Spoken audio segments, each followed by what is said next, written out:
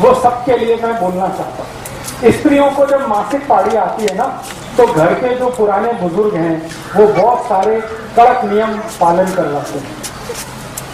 स्वयं पाक घर में नहीं जाना, स्वयं पाक नहीं करना, भोजन नहीं बनाना, ऐसे करना वैसे करना वगैरह वगैरह। इसके पीछे का साइंस क्या है?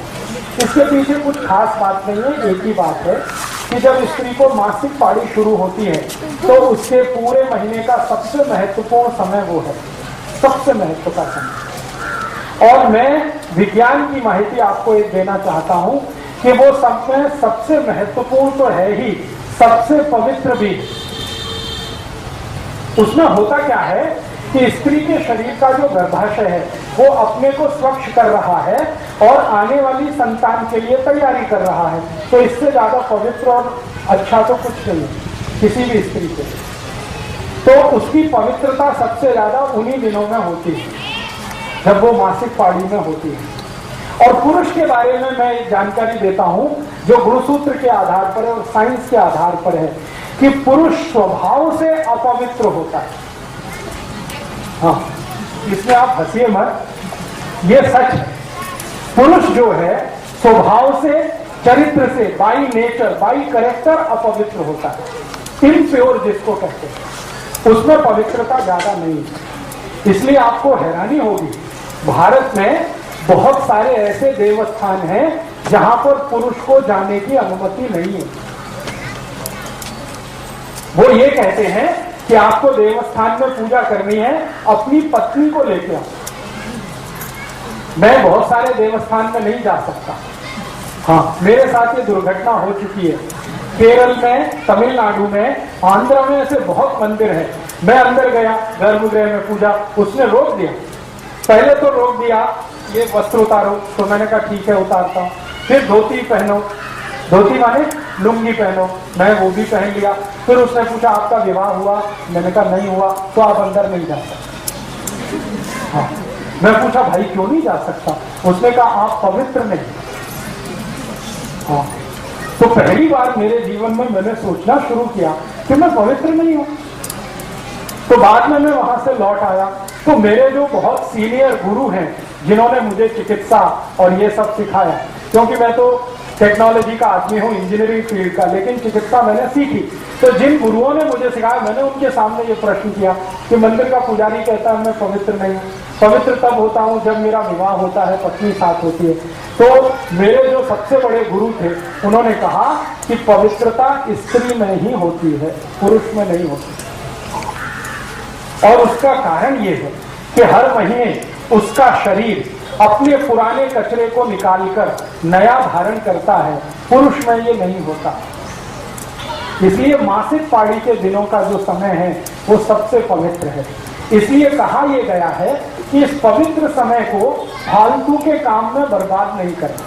फालतू का काम क्या? स्वयं पाक करना, रोज होता ही है वो तो। फालतू का काम क्या? झाड़ू लगाना, पोछा लगाना, ये तो रोज चलता ही है। उन 4-5 दिनों में ज्यादा से ज्यादा क्या करना? ऐसा काम करना जो पवित्र ही है, जैसे ईश्वर का ध्यान करना, भजन करना, मन में थोड़ा सा संवाद करना अपने से, ईश्वर से। इसके लिए थोड़े फालतू कामों से समय को रखना बाहर। इसके लिए ये कहा गया कि दिन के जो सामान्य काम हैं वो उन 4-5 दिनों में नहीं करना। अब हुआ क्या, हमारे घर वालों ने इसका इंटरप्रिटेशन उल्टा कर दिया। इसका इंटरप्रिटेशन क्या कर दिया? ये खराब है, ये पवित्र है, वहां कोने में बैठ जाओ, किसी को छूना नहीं, किसी को ये करना नहीं। ये फालतू बातें हमारे घर में घुस गई क्योंकि हमने विज्ञान को छोड़ दिया, खाली परंपरा को ले लिया। तो मेरा आपको ये कहना है कि मासिक पाड़ी के जो भी 4-5 दिन हैं वो सबसे महत्व के दिन हैं, सबसे पवित्र दिन है।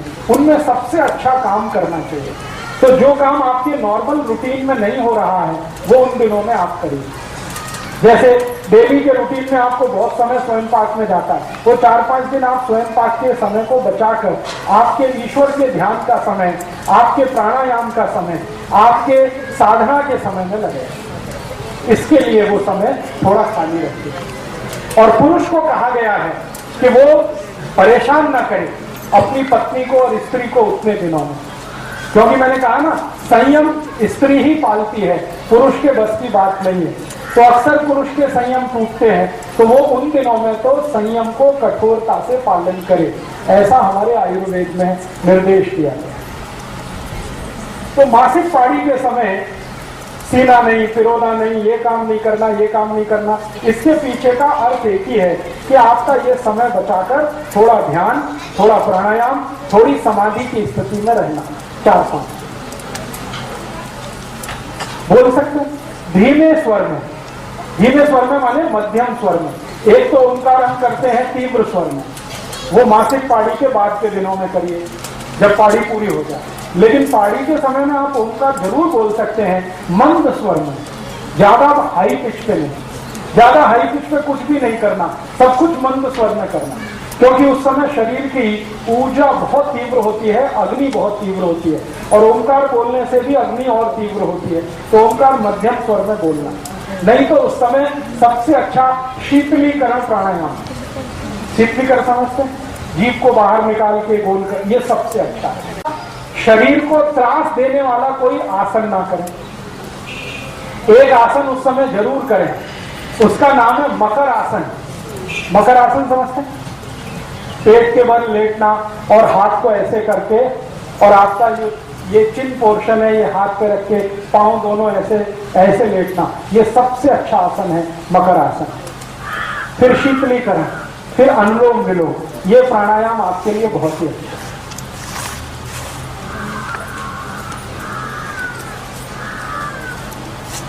तो ग्रामीण भाग में मासिक पाड़ी के समय में जो माहिती आपको दी गई है, इसका थोड़ा परिवर्तन कर लीजिए। ये पवित्र दिन है, खराब दिन नहीं है, बहुत पवित्र दिन है। और शरीर से जो निकल रहा है रक्त, वो भी खराब नहीं, बिल्कुल खराब नहीं। ये हम कहते हैं ना रक्त बहुत खराब है, बिल्कुल खराब नहीं। शरीर में जितना रक्त है और उसमें जितनी शुद्धि है, लगभग उतना ही शुद्ध वो है। वो इसलिए बाहर निकल रहा है कि उसकी जरूरत नहीं है। अभी नया रक्त निर्माण होगा, वो 1 महीने तक शरीर में रहेगा, फिर उसकी जरूरत नहीं रहेगी, तो वो निकलेगा, फिर नया निर्माण होगा। तो हर महीने नया निर्माण हो, इसके लिए पुराना स्थान खाली करने के लिए वो रक्त बाहर निकलता है। वो अशुद्ध रक्त है इसलिए निकलता है, ऐसा नहीं।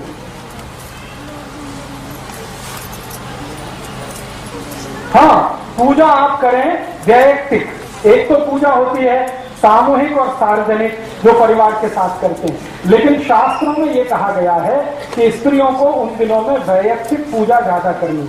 वैयक्तिक पूजा माने अपने लिए ध्यान, अपने लिए प्राणायाम, अपने लिए योगासन, अपने लिए वो सब साधना की स्थिति। परिवार के लिए तो बाकी 25 दिन है ही, वो तो मरना घटना है ही। ये 5 दिन तो उसके अपने हैं, इसके लिए वो उसको कहा गया।